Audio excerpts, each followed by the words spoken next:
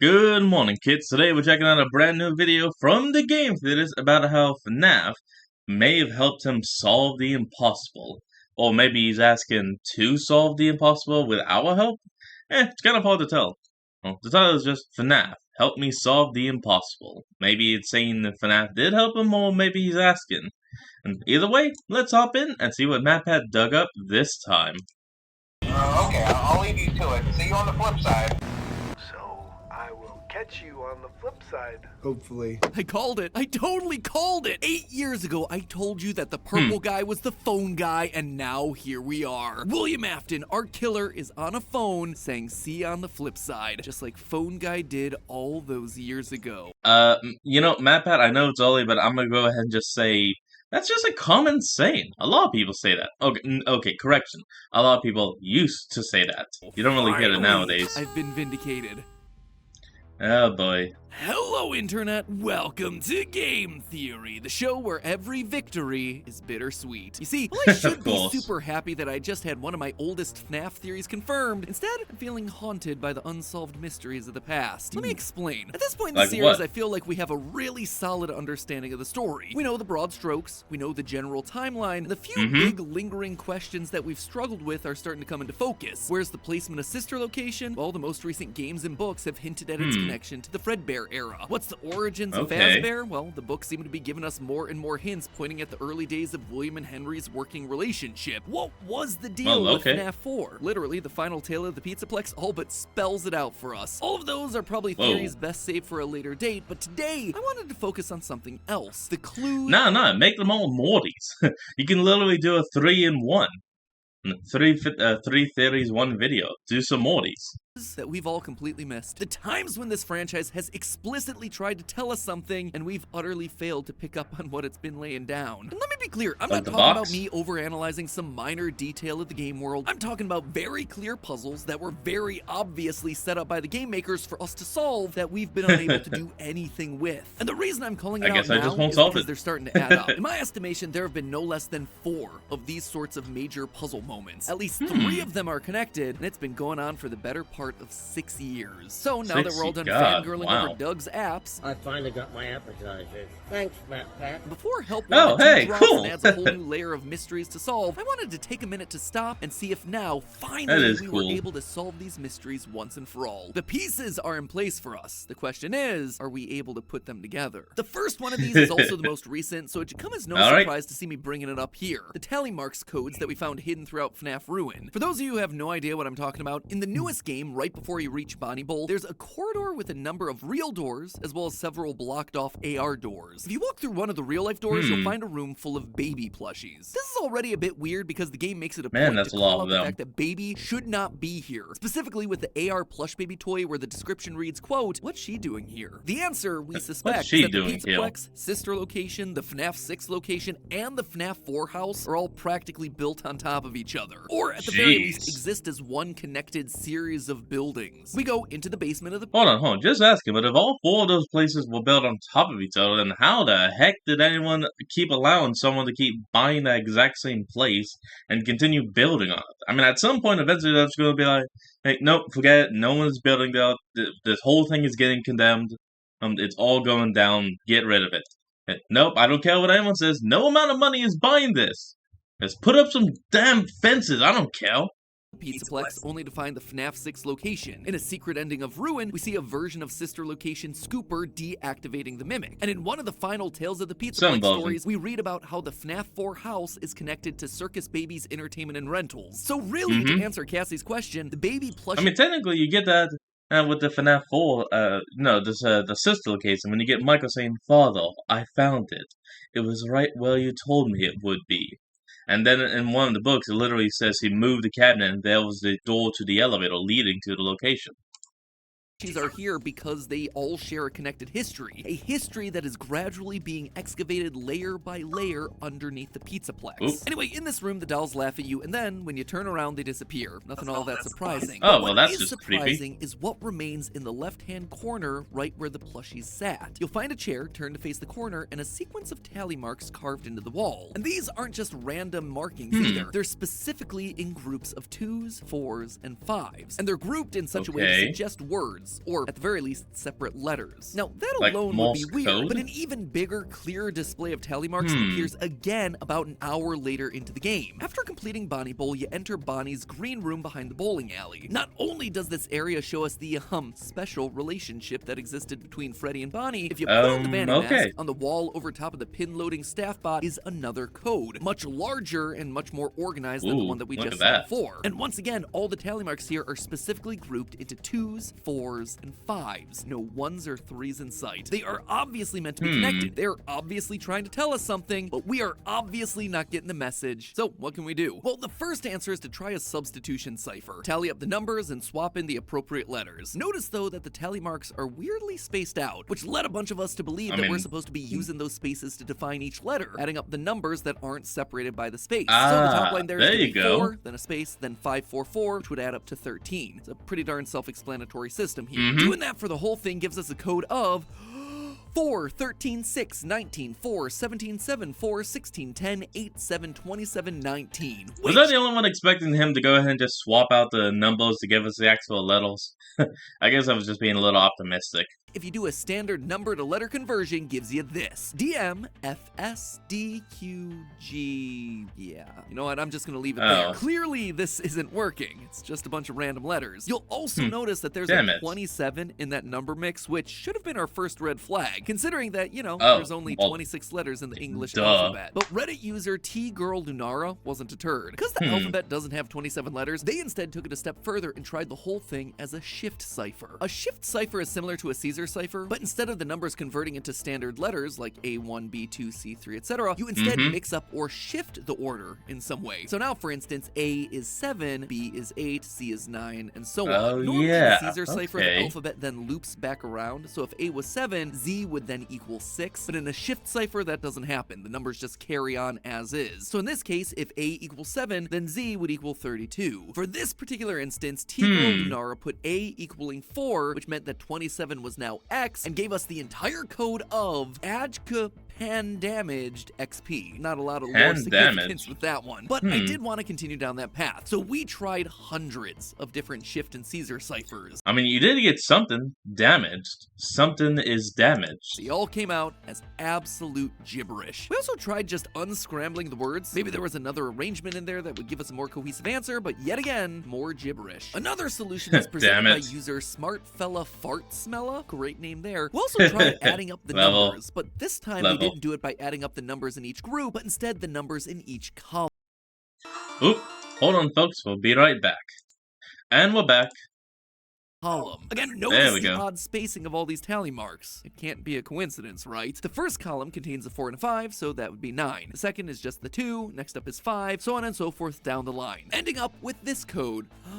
9, 2, 5, here we 9, go 13, again. 7, 10, 8, 21, 16, 20, 14, 17, 8, 2, 5, 4, 4. This felt promising to me, because unlike last time, we only had numbers that fell within the alphabet. So converting all of these numbers into letters, we got ourselves the following. I, B, Imgajoop, bed. We once again went through all the classic Caesar ciphers and word unscramblers and all that stuff, but once again wound up with nothing. Back to the drawing board for the third time. An anonymous poster uploaded this onto Imager, and the same point was later brought to my attention by Reddit user NoRate. Basically, what they pointed out was that the tally marks in the corner of Baby's room make a 5x5 grid. A grid that, when rotated or flipped, can map perfectly onto the tally code that we see on the wall of Bonnie Bowl. NoRate actually took this information and pointed out the fact that the main grid arrangement seems to line up with something known as a Polybius cipher, which uses a 5x5 grid of letters to scramble or unscramble codes. Basically, a number code like 53 would mean that you go along the top to 5 and then down 3, and boom, that right there is the letter for your phrase. And while it certainly seems promising at first, sadly the method also came up short. With only 2s, 4s, and 5s as the tally marks, the grid wasn't really giving us any information that we could use to decode anything. We needed an entire alphabet in here, not just a few random tally marks. The same held true for another famous 5x5 grid cipher, the Playfair cipher, which requires a code word to use. What could that code word be? Who knows? Did it feel like we were actually starting to make some level of progress here? Yes, absolutely. But did any of it yield us any results? No. But here's where things get really interesting. This isn't the first time FNAF has stumped us with tally marks. Rewind backwards 6 years, my friends, to the release of the Freddy Fazbear Security Logbook,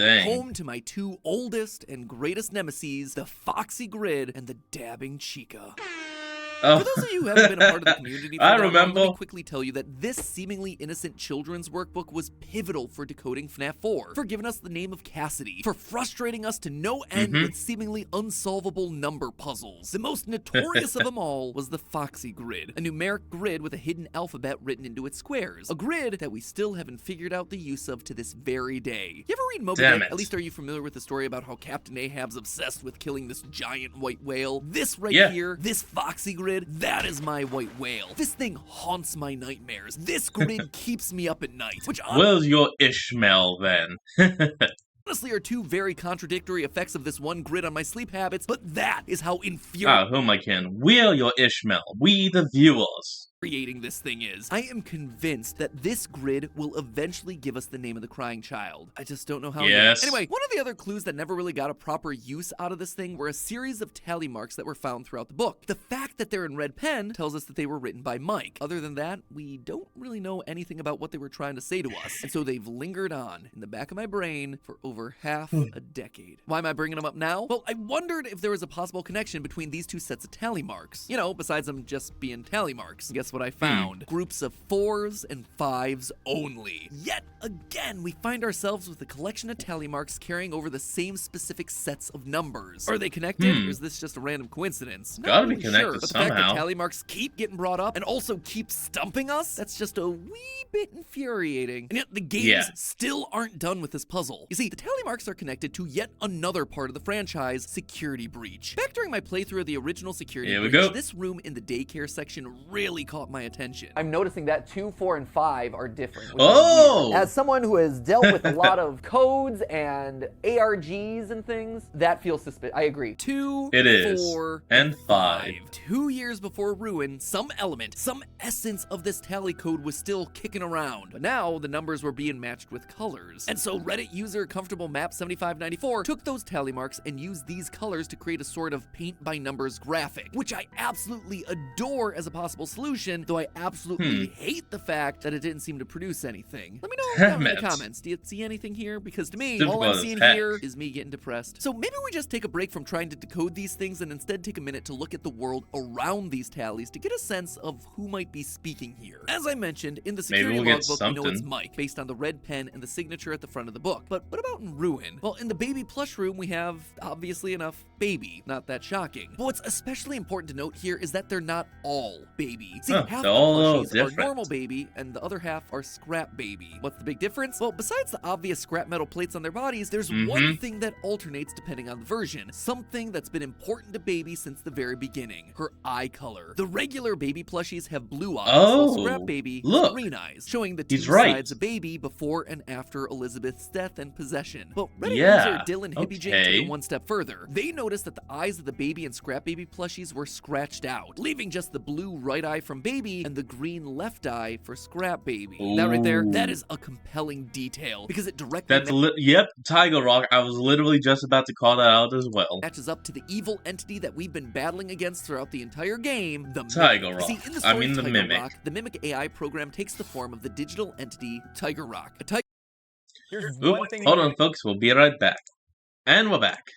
tiger animatronic with a green left eye and a blue right eye. Is this Bum, confirming bum. for us that the Mimic AI and Baby are Bum, bum. somehow one and the same? Or maybe that the Mimic has two souls, or entities that it learned from, just like how Baby in the books is two children in one, Elizabeth That would and make Charlie. sense. Not really sure, but that right there, that is a massive revelation that feels super important to solving the mystery. Or at least it did, until I dug a bit more and found out that the Scrap Baby plushies also sometimes have their left eye missing. It is still a very cool, compelling connection that damn I'm not it. willing to fully discount yet. It's just not as consistent as I would have liked as far as evidence goes. The chair, It is a bit of meanwhile, a looks shame. like a disciplinary measure. A bad child that was put into timeout, forced to face into a corner and scratching away at the wall to count the hours or days out of boredom. Since this is a room full of ghostly baby plushies, it stands to reason that the punished child here could have been Elizabeth. Obviously not physically here in this Maybe. room of the Pizzaplex, but with the scene recreating a recurring moment from her past in some ghostly spectral way. We know Afton wasn't really the the greatest dad to her, maybe this right here is a glimpse of his parenting style. As for the tally marks in Bonnie's green room, the font is the same, so they were likely carved by the same person. But honestly, that's where the similarities end. These marks appear in AR land, as opposed to babies, which are in the real world. This implies that whoever made Bonnie's marks either had the Vanny mask at some point, or is connected to the digital network that's running the Pizzaplex. Bonnie's marks are also higher up on the wall, as opposed to babies, which are at floor level, easily reachable by a small child. So then, why these two rooms specifically? Well, a few things come to mind. If baby is, in fact, connected in some way to the Mimic, and or the neural network that runs the Pizzaplex, we can guess that Bonnie is too. When we deactivate the wet floor bots around the Pizzaplex, we also end up deactivating Bonnie. So that connection into the wider Pizzaplex interface may be important here. We also know that both Baby and Bonnie are quote-unquote missing from the Pizzaplex. Baby isn't supposed to be here, according to that AR description, and Bonnie was decommissioned from the complex. Again, they're obviously loose threads, but in a puzzle with no clear answer that somehow connects two very... By the way, the whole decommission is still kind of unknown. I mean, many people don't really have like an idea of why it happened or how it happened. And, but there is kind of an interesting comic going around that actually gives a bit more life into the, the FNAF world as a whole. Of course, it's not going to be canon at all, but still, it's pretty nice to watch. If you know what I'm talking about, you know what I'm talking about. Let all people know and show them around. Random, historically unrelated characters like Bonnie and Baby, every small detail here is absolutely worth considering. But that's more than enough talk about tally marks. Let me remind you of yet another numerical code that was just blatantly given to us by the devs that us as a community have been largely unable to solve. 3192? Remember those Mylar balloons that I was just freaking out about in Superstar Daycare? Well, they have themselves yet another appearance right here, on the 8th hole of Security Breach's Monty Gator Golf arcade cabinet. Oh, on yeah. this themed hole, we get this. 3192. That's suspicious. A handful of numbered balloons. In reality, the number sequence is actually a lot longer. 6369553192. The fact that these are in Monty Gator Golf immediately made me wonder whether this code was the score they had to get in the game, except there are 10 numbers and only 9 holes. But when has simple math ever stopped the internet? User 00core00 tried a number of different combinations to see whether they could activate anything. Sadly, nothing. Then Ruin released with a new Monty Gator Golf arcade cabinet, and so people like Yusuf0808 tried again using this exact same code and still wound up with nothing. Here's the thing though, both of these games have been data mined to heck and back. If this code was meant to unlock something inside of Monty Gator Golf, we'd have heard about it already, which leads me to believe that it's something actually outside of the game. Much like I suspected with the tally marks, it's not about activating some hidden ending, it's about giving us a code, a cipher, a phrase that'll tell us something about the wider world. We just haven't figured out how to use it yet. I've tried converting the letters, ciphers, you name it, just keep coming up. What are the chances it's like one of those weird geocache things? Like, that's not a number for a code or anything, but it's a location, a coordinate. I mean, if it's something like that, then I kind of doubt it, but I'm not sure. Maybe it is, maybe it isn't.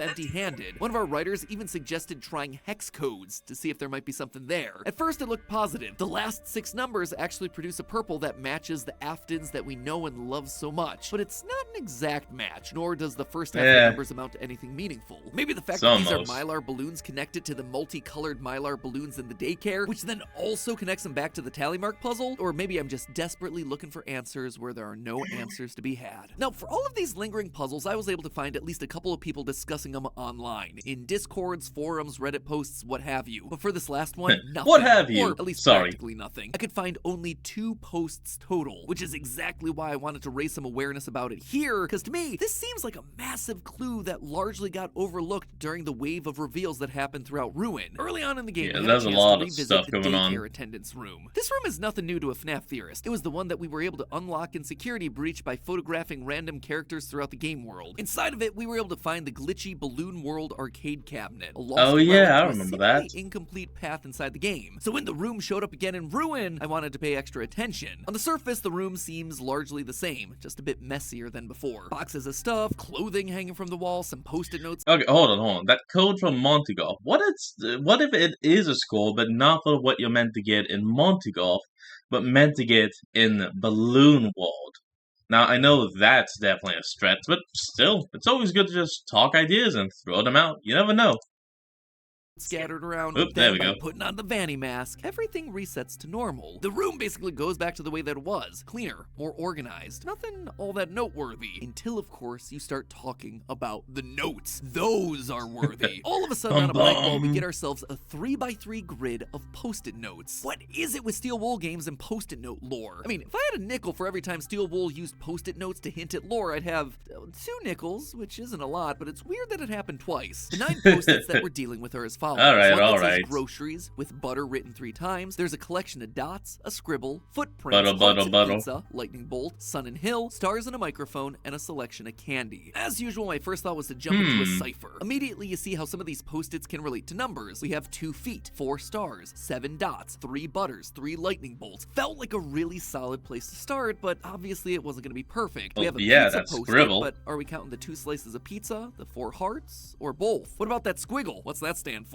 Nothing? How about the Exactly. hill in the sun? Is this meant to be FNAF 6's graveyard hill, so maybe we're counting gravestones? Or is this more likely counting the number of rays coming off the sun? Overall, converting the all to Post-its to tell. numbers wasn't really given the cleanest solutions, but it did feel like a step in the right direction. From there, Oop, hold on, folks. We'll be right back.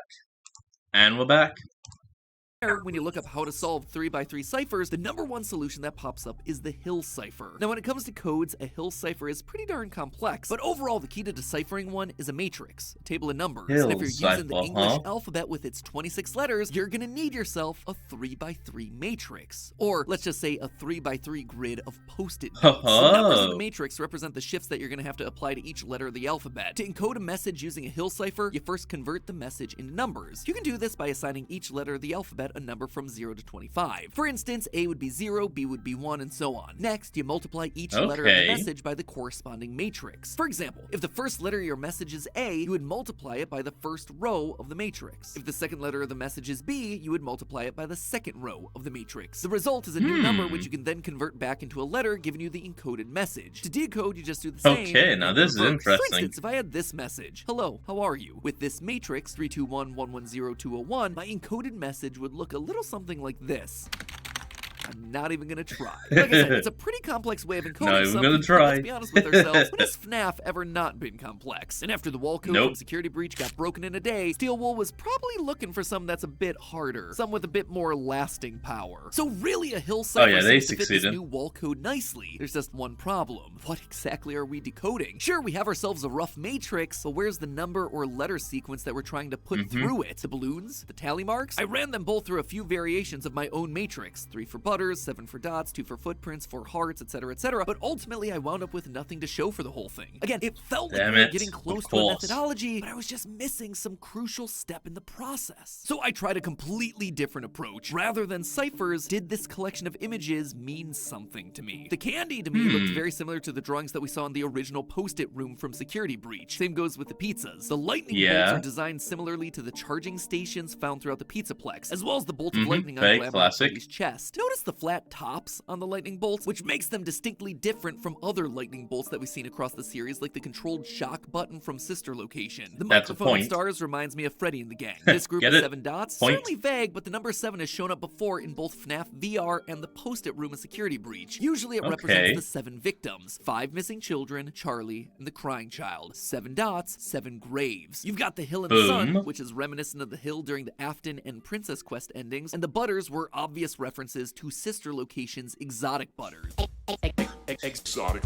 Overall, all the Post-its So seem much to relate buttle. in at least a small tangential way to Michael Afton. Man, he really is becoming like his dad, always coming back to our theories. Reddit user Damn it, PKX Mike. posted about these 9 drawings and drew all of them back to 2 very important games, Sister Location and Pizzeria Simulator. 2 games where we for sure yeah, play as Candy Michael Cadet. Afton. First, you got the candy that we spoke about. Well, in Pizzeria Simulator, candy's all over the place. In advertisements from Lally's Lollies, gumball machines we can buy for the franchise, but the most important one of all, of course, is Candy Cadet, who actually winds up back in Ruin. The lightning Yeah, bolts so that's also relate something. back to FNAF 6, as they're identical to the power-up that you collect in the Fruity Maze minigame. Or, like I said, they can relate to the lightning bolt on Glamrock Freddy's chest, an animatronic who many have theorized, myself included, has the soul of Michael Afton inside. Very The believable. stars and microphone call back to the 4 main Rockstar animatronics. Freddy, who holds the microphone, along with Bonnie, Chica, and Foxy. The Sunny Hill, well, that's the iconic FNAF 6 gravestone milestone ending, with all 5 of the missing children plus Charlie put to rest on the hill. Along with Yep. that, he'd be familiar with the 7th victim, his younger brother, the crying child, so if Of that's what course. these 7 dots represent, he'd understand that symbolism. Mike also has a strong love of pizza, as in the security logbook, he literally says it's the only reason to apply for the job, with hearts on the other pages that look similar I to mean, no, that is kind of, it sounds like, why would you tell other people to work at FNAF? I mean, at Freddy's. He's a, oh, simple, you get free pizza. the ones that are on the post-its over here. Then there's the Yeah, sign me footprints. up. In true classic FNAF theory fashion, Pikmin King X points out that these are 3-toed footprints. And they're almost identical to the ones that we see in the other FNAF 6 minigame, Midnight Motorist. There are 2 3-toed footprints outside of a broken window, where Michael's either the escapee who broke out of that window or the one sitting on the couch watching TV. The only thing I still think it was the one that broke out. The squiggly lines, but to me, that could just represent Ennard, or the Tangle, or whatever robot spaghetti this franchise wants to throw at the wall at this point. So much Could this robot mean that spaghetti! Michael might in fact be alive, that he's living inside the Pizzaplex trying to finish the job that he started. Maybe that's the entire reason the sister location room exists in the Pizzaplex in the first place. Maybe it's him talking to the recreation of his younger brother. Maybe he learned the language of the mimic that his father used to communicate with the monster that killed his sister, like we predicted in a previous theory. All signs here point to Michael, or not. Let me be perfectly clear. This is Point to broad Michael, or speculation not. based on a piece of evidence Dang that it. has clearly not been solved yet. And honestly, that's why I need your help. You've seen all the theory threads that I've been pulling, all the ciphers and interpretations that I've tried here, and we're still none the wiser. There are solutions out there for all of these puzzles. I am almost sure of that. But I need the collective hive mind of the FNAF community behind me to pitch out some solutions. The theorists of Reddit It's I called out out today there. have done an amazing job getting the ball rolling, and I do truly believe that with a bit more time and a bit more focus, together we can solve these mysteries. Last time I did a theory like this, it was 5 years ago, but 48 hours later, you all had collectively discovered the name Cassidy hidden inside the security logbook, and now it is one of the most solid, concrete, important pieces of information that we've ever had for the lore of this franchise. Let's try to do that again here. One or all of these puzzles are going to lead to some sort of massive revelation, so I'm leaving a link down below to the Game Theorist subreddit where I'd encourage you to write up your theories. I'm also dropping in some links to decoding websites that'll help make the grind a bit easier, especially for all those grid-based puzzles. All right, keeping that a will close help. eye on all of this for the Definitely. next couple of weeks. It'd be cool if we could manage to solve one of these things before the year's end. Who knows? Maybe Help Wanted 2 will drop and solve everything for us, leaving the lore crystal clear with no further questions and no ciphers required. Yeah, okay, sure. Yeah, I'm sure right. that's absolutely gonna happen with this franchise. Until that day comes, friends, remember, it's all just a theory. A game theory. Thanks for watching. Well, folks, that's going to be the end of today's video. I said that's going to be the end of today's video. Pizza, you hold off. Wait a minute, what are the chances? We literally just finished a video about FNAF, and then I get an ad for pizza. Whoa, what the? Either way. Thank you all for joining me in today's video. I hope you all enjoyed this. Remember to like, comment, and subscribe for more. Link to the original will be in the description below. And I'll see all you folks next time when we flick on. Peace out.